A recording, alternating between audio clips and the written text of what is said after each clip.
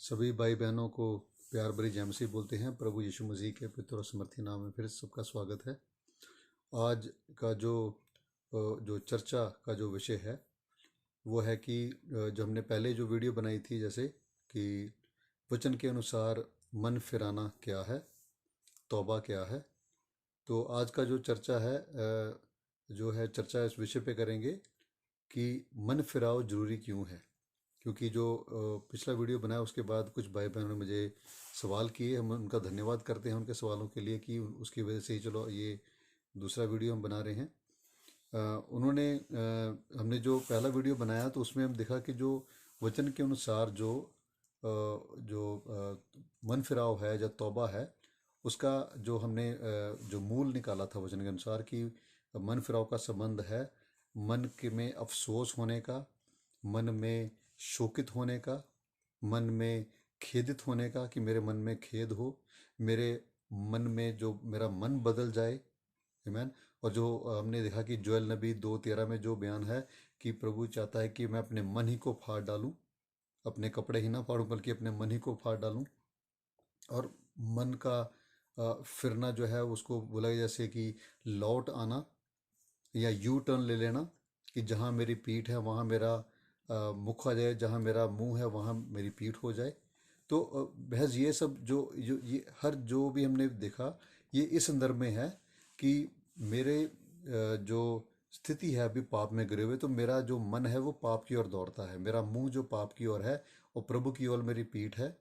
तो मन फिराव का मतलब है कि मैं पाप की ओर या संसार की ओर अपनी पीठ करके प्रभु की ओर अपना मुंह कर लूं। क्यों? क्योंकि जो आदम और हवा ने जो अपनी आज़ाद मर्जी से जो बगावत की थी, और उस बगावत के चलते उन्होंने अपनी आज़ाद मर्जी से शैतान की ओर, पाप की ओर, जो उनकी अभिलाषा थी उसकी ओर उन्होंने अपना मुंह किया और प्रभु की ओर उन्होंने पीठ की। और उसी पाप में हम भी जन्म लेते हैं। और हम तो जो पाप हमारे अंदर जो जन्म लेता है, तो वो हम तो अपने बाय नेचर जो है हम पाप की ओर हमारा मुख रहता है। तो मन फिराव का मतलब है कि हम संसार की ओर, पाप की ओर से मुंह फेर के प्रभु की ओर मुंह कर ले, हमारी पीठ पाप की ओर हो जाए। हालेलुया। ये संदर्भ था पिछली वीडियो का। तो इसके चलते मुझे भाई बहनों ने जो सवाल किया, उन्होंने कहा कि जो बाइबल का जो वचन जो गलातियाँ 2:16 है, उसमें जो बयान है वो कहते हैं कि जो हमें उद्धार तो सिर्फ प्रभु यीशु मसीह पे विश्वास करने से मिलता है और हमें कामों से कोई उद्धार नहीं मिलता। तो जो मन फिराना है, जो मेरा खुद का काम है कि मैं अपने मन को फिराऊं, मैं अपने मन ही को फाड़ डालूं, मैं अपने मन को बदल दूं। तो फिर कामों से अगर उद्धार नहीं मिलता तो इस काम का मतलब क्या है। तो आज इस विषय पे चर्चा करेंगे कि मन फिराव जरूरी क्यों है। तो चर्चा करने से पहले छोटी सी दुआ करते हैं। हे परमपिता परमेश्वर, पुत्र प्रभु यीशु नासरी, पवित्र आत्मा जी, शुक्र धन्यवाद करते हैं इस समय के लिए मेरे पिता। अपने सोचों ख्यालों को प्रभु जी आपके पितर हाथों में देते हैं। आपकी रहनुमाई मांगते हैं, आपका प्रभु जी गाइडेंस मांगते हैं मेरे पिता। हमारी अगुवाई करना कि जो भी वचन से पढ़ा जाए, बोला जाए, सुना जाए, समझा जाए, आपकी मर्जी के अनुसार हो। आपका जो सच है उसका प्रकाशन सामने आए और हम सब प्रभु जी आपकी मर्जी के अनुसार चल सकें, आज़ादी पाएँ। प्रभु यीशु नासरी के पितर और समर्थी नाम में, आमीन। हालेलुया। तो सबसे पहली बात तो ये है कि जो हम जो गलातियाँ 2:6 भाई ने जो कोट किया, मैं पहले इंग्लिश में पढ़ता हूँ केजीवी वर्जन में, फिर हम हिंदी में देखेंगे।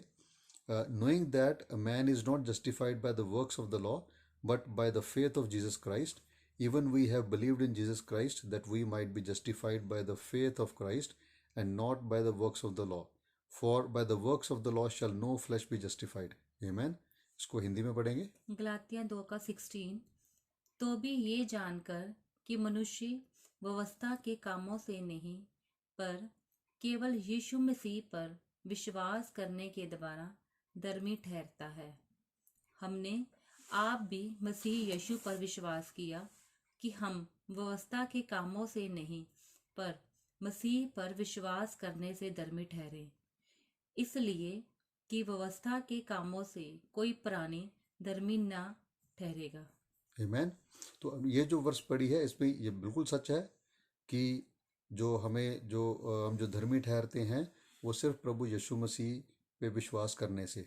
लेकिन इसमें जो अहम बात जो जिस पे हमें तवज्जो देना है, जो हमें समझनी है कि व्यवस्था के कामों से कोई उद्धार नहीं पाता, कोई धर्मी नहीं ठहरता। तो ये समझने की बात ये है कि क्या मन फिराव जो है, क्या ये व्यवस्था का काम है या नहीं। तो अगर हम व्यवस्था की बात करें तो व्यवस्था क्या है कि जो पुराना नियम जो मूसा के द्वारा हमें दिया गया वो व्यवस्था है। और जो मन फिराव की जो बात करते हैं वो प्रभु यीशु जो वो नए नियम की जो शुरुआत है, जो बुनियाद है, वो मन फिराने पे है।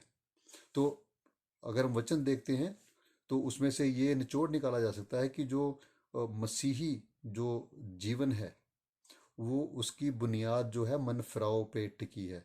वो जो मसीही जीवन की जड़ जो है वो मन फिराव है। अगर बुनियाद सही नहीं होगी तो इमारत ऊंची और मजबूत नहीं हो सकती। हालेलुया। और इसको समझने के लिए हम वचन में ही देखते हैं कि जो मूसा ने जो हमें नियम दिया वो पुराना विधान था। उसके उसके कामों से हम उद्धार नहीं पा सकते।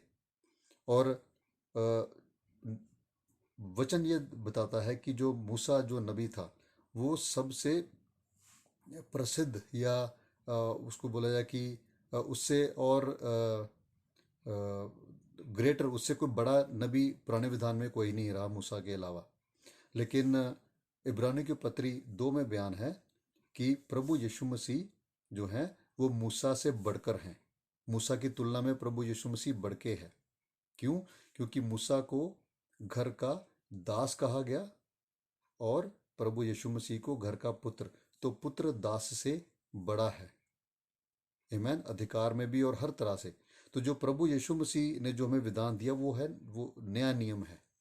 तो यहाँ पे जो जिक्र हो रहा है वो पुराने नियम क्या जिक्र हो रहा है कि ओल्ड टेस्टामेंट का जिक्र हो रहा है कि हम ओल्ड टेस्टामेंट के जो नियम, जो मूसा का नियम है उसके द्वारा हम उसके कामों के द्वारा हमें उद्धार नहीं मिलेगा।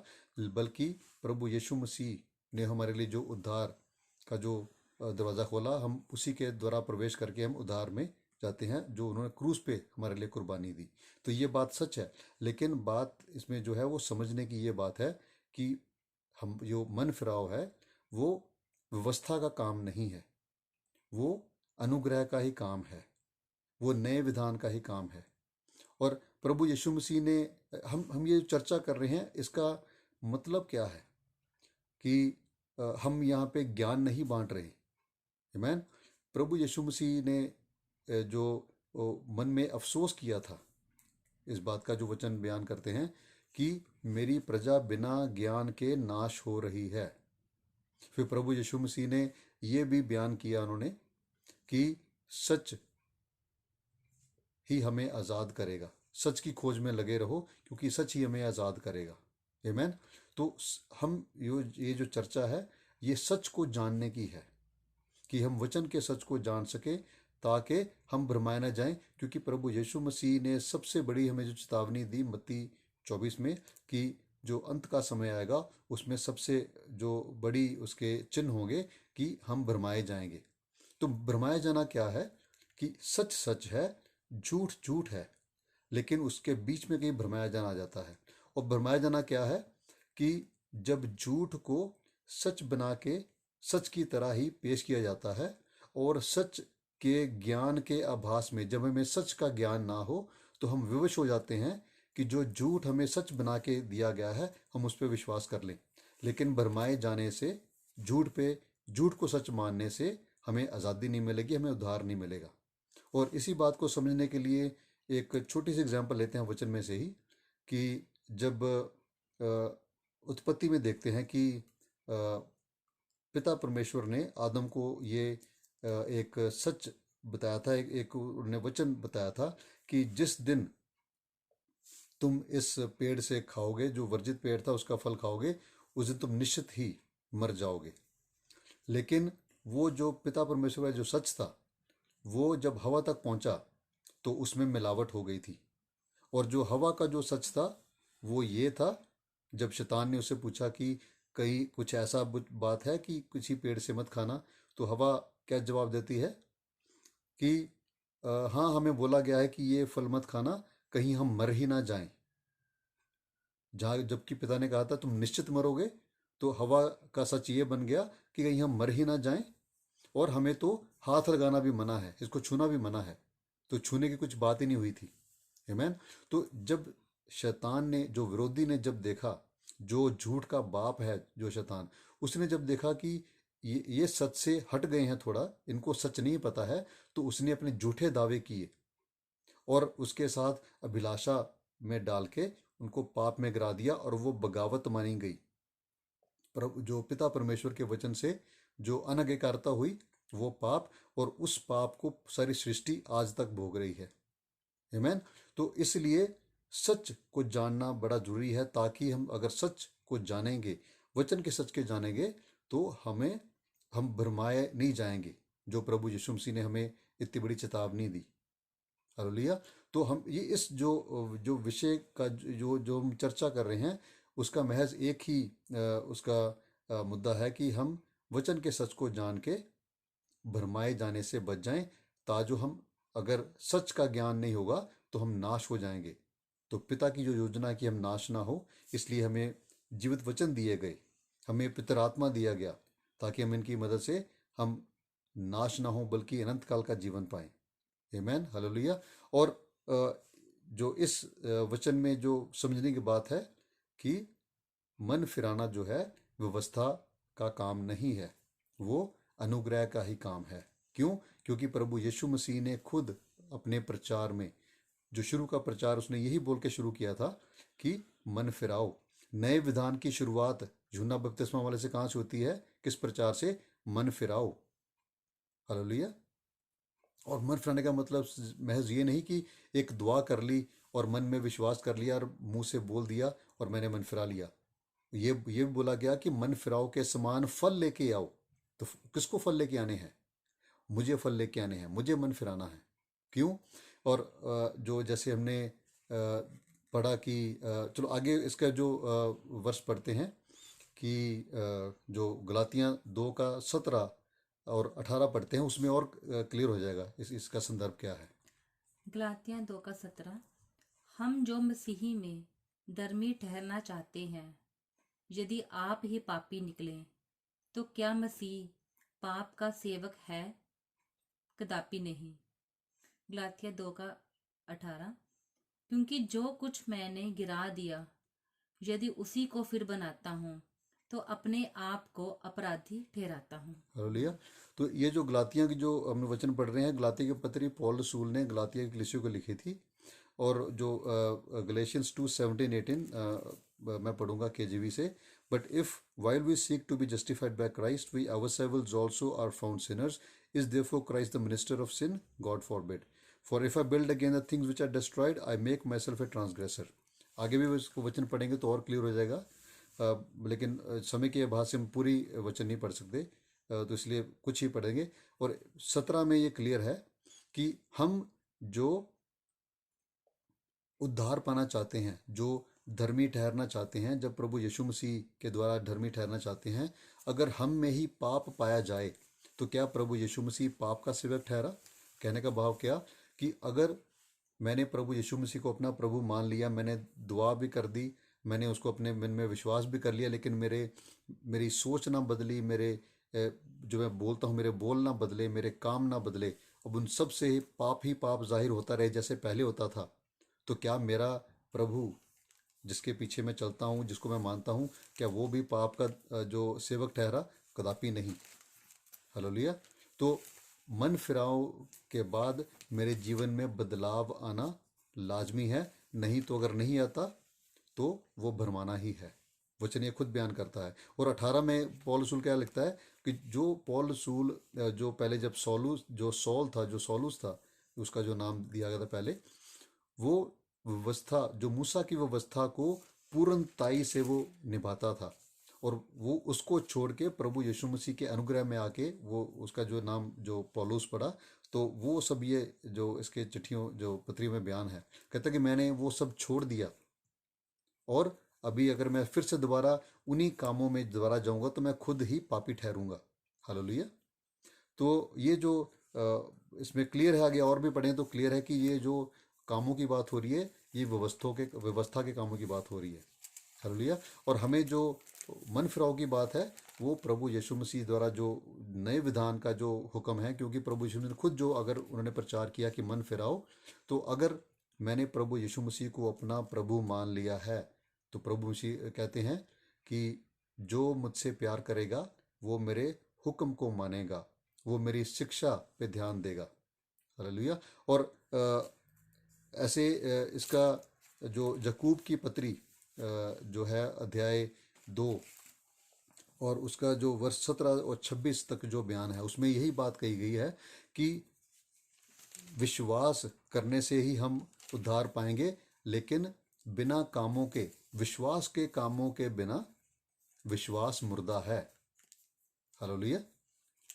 अगर मैंने विश्वास किया लेकिन विश्वास के काम मेरे जीवन से जाहिर नहीं हो रहे, तो मेरा विश्वास मुर्दा है।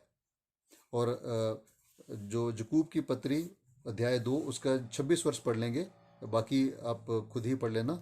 याकूब अध्याय 2:26 पर, अतः जैसे देह आत्मा बिना मरी हुई है, वैसा ही विश्वास भी कर्म बिना मरा हुआ है।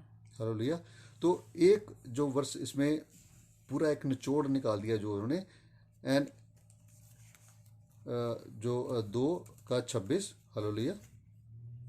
James 2:26, you see then how that by works a man is justified and not by faith alone. Sorry, 26, for as the body without the spirit is dead, so faith without works is dead also.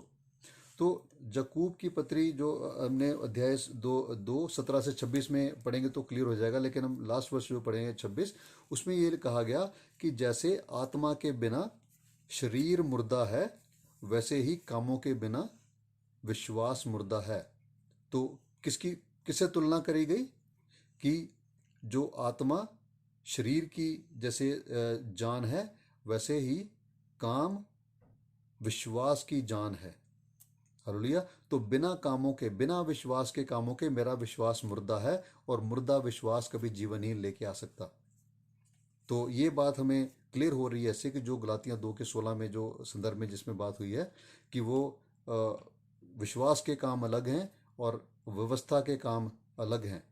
Hallelujah. और हमें जो बुलाहट, हमें क्यों, किस चीज़ की बुलाहट है, हमें क्यों बुलाया गया है, सबसे पहले कि जो देखते हैं कि जो पहला पतरस 2 अध्याय वचन 21 से 25 में जो बयान है कि हमें इसलिए बुलाया गया है ताकि हम प्रभु यीशु मसीह के कदम चिन्हों पे चल सकें। हालेलुया। हम वचन नहीं पढ़ेंगे समय के अभाव के कारण, लेकिन उसके कदम चिन्हों पे चल सके। पाप उसमें प्रभु यीशु मसीह में नहीं था, उसमें कोई कलंक नहीं था, कोई पाप नहीं था। तो अगर हमें क्यों बुलाया गया है, ताकि हम प्रभु यीशु मसीह के पीछे चल के हम भी पाप से मुक्त हो सकें, ताकि जब हम न्याय के दिन उसके सामने खड़े होंगे, हमारा जब पुनरुत्थान होगा, तो हम निष्पाप निष्कलंक उसके सामने खड़े होंगे। लेकिन उसकी जो शुरुआत कहाँ से होगी? मन फिराव से। कि मुझे, अगर मैंने पाप से अपना मन ना फिराया, अगर मैं प्रभु यीशु मसीह की आज्ञा को मान के मैंने खुद ही ये अपनी आज़ाद मर्जी से चुनाव ना किया कि मुझे पाप को छोड़ के, इस संसार की अभिलाषा को छोड़ के मुझे प्रभु की ओर मन करना है, तो मेरे जीवन में शुरुआत हुई ही नहीं। मैं नहीं कहता कि मैं अपनी बलबूते पे पाप से छुटकारा पा सकता हूँ, लेकिन मुझे बैठना है, मुझे घुटने टेकने हैं, मुझे पितर आत्मा का सामर्थ्य मांगना है, और जो जीवित वचन जो है, इनके जो आत्मिक हथियार है, हमें इसको लेके अपने खुद को तैयारी से पितर आत्मा के सामर्थ्य से हमें पाप से लड़ना है, उस पर जीत हासिल करनी है। आमीन। और ये क्लियर हो गया इस बात से कि जो मन फिराव है वो व्यवस्था का काम नहीं, बल्कि विश्वास का, अनुग्रह का ही काम है, विश्वास का ही काम है। हालेलुया। और आगे इसी बात पे और चर्चा करते हुए आगे ये समझना जरूरी है कि प्रभु यीशु मसीह ने हमें बहुत सारी हिदायतें दी हैं। और शुरू करते हैं कि इसके बारे में संदर्भ में और जितनी वर्सेस पढ़ सके पढ़ेंगे। मत्ती जो है 3:2,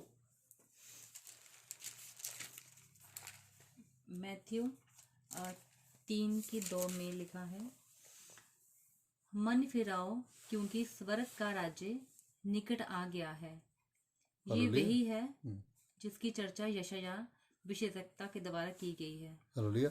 जो 3:2 है, जो ये जो यूहन्ना बपतिस्मा वाला था, ये प्रचार कर रहा है यहूदियों के ऊपर कि मन फिराओ क्योंकि स्वर्ग का राज्य निकट है। और मत्ती 3:6 पढ़ेंगे। मत्ती 3:6, उन्होंने अपने अपने पापों को मानकर यरदन नदी में उसी बपतिस्मा लिया। हालेलुया। 3:6 कहता है कि अपने पापों का अंगीकार करके उन्होंने यरदन नदी में बपतिस्मा लिया। किसका? मन फिराओ का बपतिस्मा लिया। हालेलुया। और मत्ती अध्याय 3 उसका वचन 8 से 11 पढ़ते हैं कि मन फिराओ के बारे में और संदर्भ में क्या बोला गया। मत्ती 3:8 में लिखा है, इसलिए मन फिराव के योग्य फल लाओ और अपने अपने मन में ये न सोचो कि हमारा पिता अब्राहम है, क्योंकि मैं तुमसे कहता हूँ कि परमेश्वर इन पत्थरों से अब्राहम के लिए संतान उत्पन्न कर सकता है। अब कुल्हाड़ा पेड़ों की जड़ पर रखा हुआ है, हालेलुया। इसलिए जो जो पेड़ अच्छा फल नहीं लाता वे काटा और आग में झोंका जाता है। आमेन। इसमें भी हमें चेतावनी भी है और हमें सुबोधन भी क्या किया गया कि मन फिराव के योग्य फल लेके आओ। तो ये मन फिराव का योग्य फल किसको लाना है? मुझे खुद लेके आना है। और उसमें फिर एक और हिदायत है, चेतावनी है कि किसी भ्रम में ना रहना कि हमारे साथ ये वादा है और परमेश्वर ये वादा पूरा करेगा ही करेगा। इस वादे के ऊपर चर्चा फिर किसी और विषय में करेंगे, लेकिन हिदायत क्या है, चेतावनी क्या है कि ये ना सोचना कि हमारे साथ अब्राहम के जो वादे हैं और वचनबद्ध है परमेश्वर, तो हम जो मर्जी कर लें वो हमें बचा ही लेगा, या हमें जो स्वर्ग की जो है वो सिटीजनशिप मिल गई है, हमारी वहाँ पे सीट ऑलरेडी बुक हो गई है। इस भ्रम में मत रहना। कहता कि परमेश्वर तो इन पत्थरों से भी अब्राहम के लिए संतान पैदा कर दे। और फिर आखिरी जो वचन 11 में क्या चेतावनी है कि अगर मन फिराओ का फल नहीं आएगा तो कुल्हाड़ा तो पेड़ की जड़ पर है, और जो पेड़ जिस पे फल नहीं आएगा वो काटा जाएगा और आग में झोंका जाएगा। काटने और आग में झोंकने का मतलब है जो कि जो प्रकाशित वाक्य में अंत में जब जब न्याय होगा तो वो झील, आग की झील में जो झोंके जाएंगे, नरक के अंदर जो झोंके जाएंगे। हालेलुया। तो हम इस भ्रम में ना रहें। ये वचन बड़ा क्लियर है। आगे पढ़ेंगे वचन मत्ती 4:17। मत्ती 4:17, उस समय से यीशु ने प्रचार करना और ये कहना आरंभ किया, मन फिराओ क्योंकि स्वर्ग का राज्य निकट आया है। हालेलुया। प्रभु यीशु मसीह का प्रथम प्रचार, शुरू का प्रचार क्या था? मन फिराओ। और मत्ती जो है नए विधान की सबसे पहली पुस्तक। तो अगर जो पितर आत्मा के संबोधन से जो वचन लिखा गया और जिस क्रम में इसको सब रखा गया, तो इससे ये क्लियर हो रहा है कि पहली पुस्तक नए विधान की, उसके शुरुआती जो प्रचार थे, यूहन्ना बपतिस्मा वाला का शुरू का प्रचार कहाँ शुरू हुआ? मन फिराओ से, जिसको मिनिस्ट्री दी गई थी कि मसीहा के आने से पहले वो राह तैयार करे। हालेलुया। और जब मसीहा आया तो मसीहा ने जब प्रचार शुरू कहाँ से किया? मन फिराओ से। तो ये क्लियर है, ये प्रमाणित है कि जो मसीही जीवन है, जो हमारी मसीहत है, उसकी जो बुनियाद है वो मन फिराव है, उसकी जड़ मन फिराव है। अगर हमारी मन जो जड़ या हमारी बुनियाद अगर मजबूत नहीं, सही नहीं, तो इमारत ऊंची नहीं जाएगी। अगर वो बुनियाद टेढ़ी है या कमज़ोर है तो इमारत बहुत जल्दी गिरेगी, ज़्यादा टिकेगी नहीं। हालेलुया। तो ये जानना बड़ा जरूरी है। आगे इसके विषय में और वचन पढ़ते हैं, समय के चलते देखते हैं। मत्ती 11:20-26। मत्ती 11 वचन 20, तब वह उन नगरों को उल्हाना देने लगा जिनमें उसने बहुत से सामर्थ के काम किए थे, क्योंकि उन्होंने अपना मन नहीं फिराया था। वचन 21, हाय खुराजीन, हाय बैतसदा, जो सामर्थ के काम तुम में किए गए, यदि वह सूर और सैदा में किए जाते तो टाट ओढ़कर और राख में बैठकर वे कब के मन फिरा लेते। वचन 22। परंतु मैं तुमसे कहता हूँ कि न्याय के दिन तुम्हारी दशा से सूर और सैदा की दशा अधिक सहने योग्य होगी। वचन 23। हे कफरनहूम, क्या तू स्वर्ग तक ऊंचा किया जाएगा? तू तो अधोलोक तक नीचा किया जाएगा। जो सामर्थ के काम तुझ में किए गए हैं, यदि सदोम में किए जाते तो वे आज तक बना रहता। वचन 24। पर मैं तुमसे कहता हूँ कि न्याय के दिन तेरी दशा से सदोम की दशा अधिक सहने योग्य होगी। वचन 25। उसी समय यीशु ने कहा, हे पिता, स्वर्ग और पृथ्वी के प्रभु, मैं तेरा धन्यवाद करता हूँ कि तूने इन बातों को ज्ञानियों और समझदारों से छिपा रखा और बालकों पर प्रकट किया है। वचन 26। हाँ, हे पिता, तुम्हारी हे पिता, क्योंकि तुझे यही अच्छा लगा। हालेलुया। मत्ती 11, 20 और 26 में, बेसिकली 20 और 24 तक हम ये देखते हैं कि कैसे प्रभु यीशु मसीह ने उन पे हाय डाली है, कैसे उनको ये बोला है। क्यों? क्योंकि उन्होंने सारे अचरज काम देखे। इतने अचरज काम देखने के बाद भी उन्होंने मन नहीं फिराए अपने। हालेलुया। तो मेरे लिए ये वचन कैसे मुझ पर लागू होते हैं कि मेरे जीवन में प्रभु ने कितने अचरज काम किए, कितने मिराकल्स मेरे जीवन में हुए, लेकिन वो सब होने के बाद भी प्रभु ने मुझे ज्ञान भी दिया, प्रभु ने मेरे लिए जान भी दे दी, प्रभु ने मेरे लिए पवित्र आत्मा भी दे दिया, मुझे जीवित वचन भी दे दिए। और अगर ये सब होने के बाद भी अगर मैंने मन नहीं फिराया अपना, तो मेरा क्या हाल होने वाला है। हम अपने दिलों को जांचें, हम अपने दिलों को इस वचन के आईने में रख के जांचें, क्योंकि वचन बयान करता है कि जो ज़बूर 108 में भी बयान है कि पिता तेरे वचन मेरे पैरों के चिराग हैं जो मेरे राह रोशन करते हैं। तो ये वचन हमारे राह को रोशन करे कि हम उस रास्ते पे चलें जो हमें उद्धार की ओर लेके जाता है, ना कि नाश की ओर। भ्रम में ना आए। हालेलुया। बहुत बड़ी चेतावनी है। क्यों? कि मन नहीं फिरे। मत्ती 12 का 41 पढ़ते हैं। मत्ती 12 का 41। निनवे के लोग न्याय के दिन इस युग के लोगों के साथ उठकर उन्हें दोषी ठहराएंगे, क्योंकि उन्होंने योना का प्रचार सुनकर मन फिराया, और देखो, यहाँ वह है जो योना से भी बड़ा है। हालेलुया। प्रभु यीशु मसीह यहाँ पे भी उनको फिर हमें ये चेतावनी दे रहे हैं कि निनवे के लोग न्याय के दिन हमारे खिलाफ खड़े हो जाएंगे कि हमने तो यूना नबी का प्रचार सुन के हमने तौबा कर ली थी, अपने मन फिरा लिए थे, लेकिन यहाँ तो खुद जो वचन जो देह धार के आया है, जो खुद वचन जो आदि में शब्द था, शब्द परमेश्वर के साथ था, शब्द ही परमेश्वर था, शब्द के द्वारा सब रचा गया और शब्द ने देह धारी और हमारे साथ जो रहा, तो वो खुद हमारे परमेश्वर हमारे बीच में आके रहा। वो हमें सिखा रहा है कि हमें क्या करना है, और हम उसकी नहीं मान रहे तो निनवे के लोग हमारे खिलाफ खड़े होंगे। तो हम कैसे उद्धार पाएंगे? बिना मन फिराव के उद्धार कैसे पाएंगे? हालेलुया। लूका 13 उसका वचन 1 से 5 पढ़ेंगे। जो लूका की अंजीर उसका वचन 1 से 5।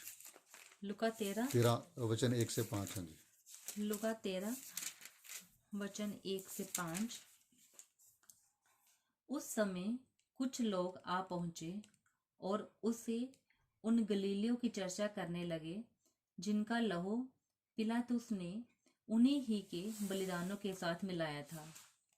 ये सुनकर उसने उत्तर में ये कहा, क्या तुम समझते हो कि ये गलीली और सब गलीलियों से अधिक पापी थे कि उन पर ऐसी विपत्ति पड़ी? मैं तुमसे कहता हूँ कि नहीं, यदि तुम मन ना फिराओगे तो तुम भी इसी रीति से नष्ट हो जाओगे।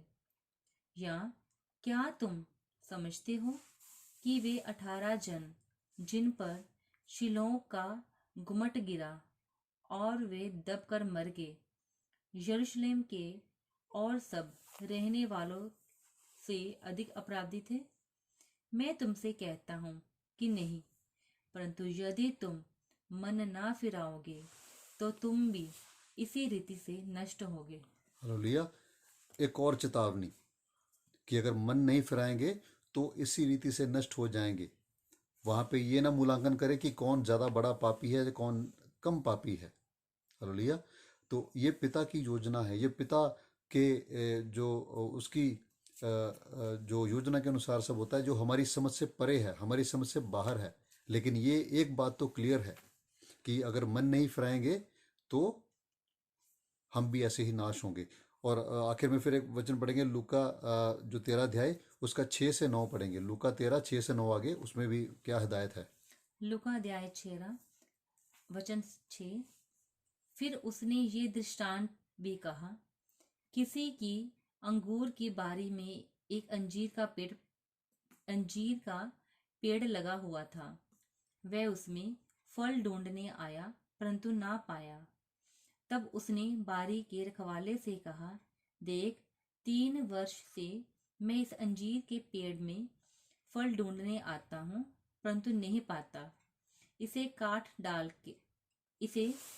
डाल कि ये भूमि को भी क्यों रोके रहे। उसने हालेलुया। उसको उत्तर दिया, हे स्वामी, इसे इस वर्ष और रहने दे कि मैं उसके चारों ओर खोदकर खाद डालूं। यदि आगे को फले तो भला, नहीं तो उसे काट डालना। हालेलुया। ये 6 से 9 तक जो है वो बहुत ही गहरे वचन है कि माली जो है, जो पिता है, जो हमें बताया गया यूहन्ना 15 में बयान है कि जो मेरा पिता माली है और मैं बेल हूँ। तो माली क्या है? वो उसने जो पेड़ लगाया, हम हैं, माली पिता परमेश्वर है। वो हमसे क्या ढूंढता है? फल ढूंढता है। तो फल नहीं आए तो उसने बोला कि इसका फायदा क्या, पेड़ को काट डालो। तो प्रभु यीशु मसीह जो है वो उससे विनती कर रहा है कि पिता अभी इसको मत काटो, अनुग्रह का समय है। कहता मैं इसकी सिंचाई करूंगा, मैं गुदाई करूंगा, इसको सींचूंगा, इसको मैं और जो खाद डालूंगा इसके ऊपर ताजो ये फल लेके आए। तो भी अनुग्रह का समय है हमारे लिए। प्रभु यीशु मसीह ने हमारे लिए एक अनुग्रह का समय ठहराया है ताकि हम फल लेके आ सकें। पिता चाहता है कि हम फल लेके आए। आमीन। बहुत महज ज़रूरी है। समय होता जा रहा है, अभी इसको यहीं पे ख़त्म करेंगे। जो एक लास्ट जो वाक्य जो वचन पढ़ेंगे, प्रकाशित वाक्य उसका 3 का 19। प्रकाशित वाक्य 3 का 19।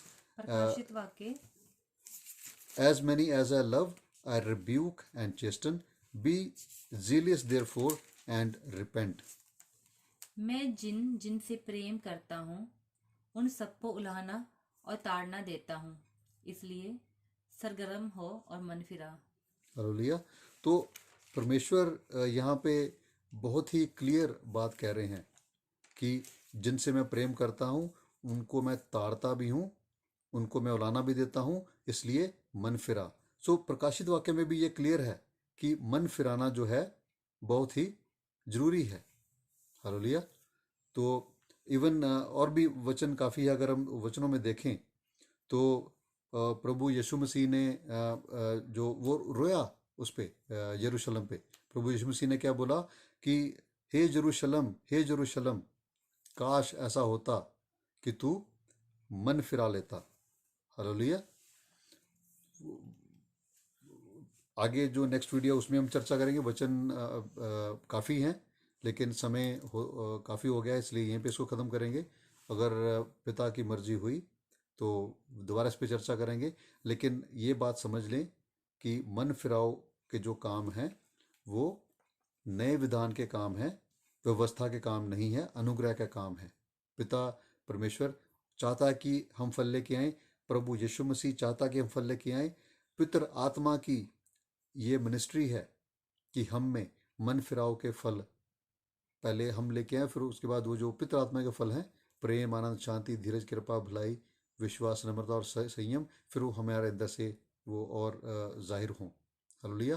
तो उम्मीद है कि इन वचनों से कुछ और क्लैरिटी आई होगी। किसी भाई बहन का कोई डाउट हो या कुछ प्रश्न हो तो वो नीचे कमेंट्स में डाल सकते हैं या वैसे बात कर सकते हैं।